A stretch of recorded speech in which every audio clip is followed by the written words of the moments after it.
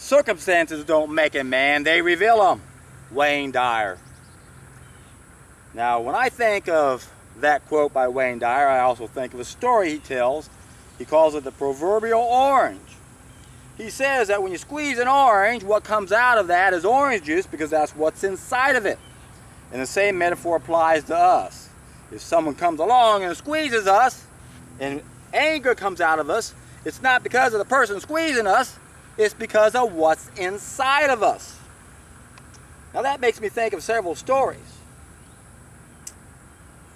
One would be the one Anthony Robbins shares in his book, Awaken the Giant Within. He tells the story of these two brothers who had a horrible father. Was always getting in trouble, always committing crimes and getting arrested. They finally took the boys away from their dad, put them in two foster homes. They grew up separate lives. One turned out just like the father, and one turned out just the opposite.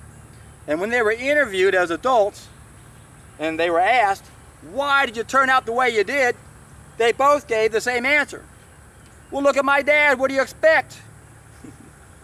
Circumstances don't make a man, they reveal him. Squeezing you and your anger comes out, what's that all about? That reminds me of the other story.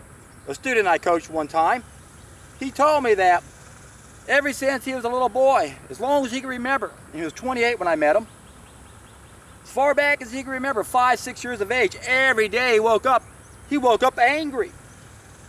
And he didn't understand why. Now he was adopted, so maybe there's something underlining there that contributed to it, perhaps. But he said he tried everything he could to get around that anger. He adopted a vegetarian diet, that didn't work. He even got into meditating and was asked to be Thich Nhat Hanh's assistant. If you all know who Thich Nhat Hanh is, a Buddhist monk, but his wife didn't want to be part of the community, so he didn't follow through with that. But all that meditating didn't work either. And I met him when he was 28.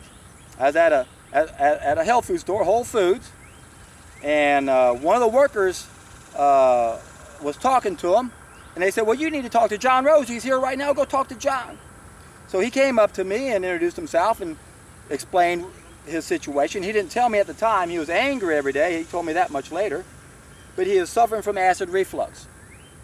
And he was at a point where he felt like he was about to die.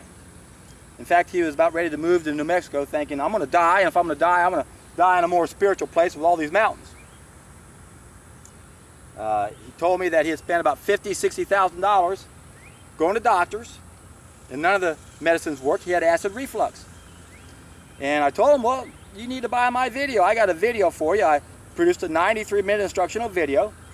I disguised it as a weight loss program, the ultimate weight loss program, but it was all about getting people to take a juice fast, a solid food vacation, and adopt a raw vegan diet.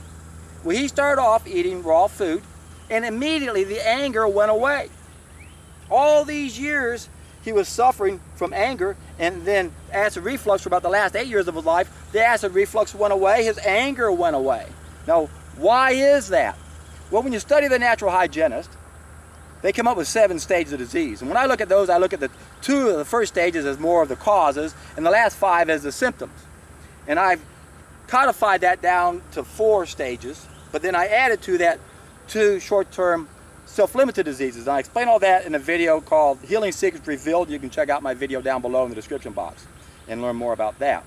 But according to the natural hygienist, it all starts with enervation. That's the first stage. State of lowered nerve energy. A lot of ways we can innervate ourselves. Too much sunshine, not enough sunshine. Too much sleep, not enough sleep. The wrong food. And what happens is when we innervate ourselves, we could even be eating the right food, but if you're eating when you're stressed, you won't be producing digestive juices, so you won't be digesting your food properly. And what happens is that leads to toxemia, which is the second stage. And then toxemia leads to the third stage, which would be the first symptom, irritation. These toxins irritate the nerve linings in our body, which could explain the anger. He had toxins in his body that was irritating his nerves. And of course, if you don't stop innervating yourself, you don't get rid of the toxemia, the irritations will lead to inflammations, which leads to ulcerations, which leads to indurations, which then leads, according to them, fungation, which is cancer, basically. It's, the body creates tumors and cysts, fibroids and nodules, etc., to try to protect itself. So, circumstances don't make a man. But you can't blame everything on how we interpret those circumstances, because that was the whole point of that quote. It's how we interpret things, not what happens to us. We don't have to react a certain way. We have control over how we react to things. But the big piece of the puzzle that most people don't have, including Wayne Dyer, is they don't understand the role that our food plays. Because if we don't eat the right foods, we don't eliminate them. And what we don't eliminate, we accumulate. And it's these accumulated toxins in our body that contribute to so much of our suffering. So you can't blame everything on how we interpret things. You have to understand the role our food plays. And the best way to understand that is to take a solid food vacation. When you take a solid food vacation, you'll see the source of our irritations come out of us. You'll see the source of our inflammations come out of us. You'll see the source of the ulcerations and the indurations and even the cancer come out of us, because we're full of garbage. And it's not doing us any favors, my friend. It's causing most of our suffering. So, what's the moral of this story? The moral here, my friends, is to understand that you do play a big role on how you respond to events, but you play a much bigger role when it comes to what you eat. And most of us don't know what to eat. There's so much confusion out there. I still get stupid comments from people saying, oh no, we're omnivores. No, we're not. We don't have the anatomy for that. And the best way to convince these people that what I'm saying is true is take a solid food vacation. If you take a solid food vacation, I guarantee you, you're in for a treat.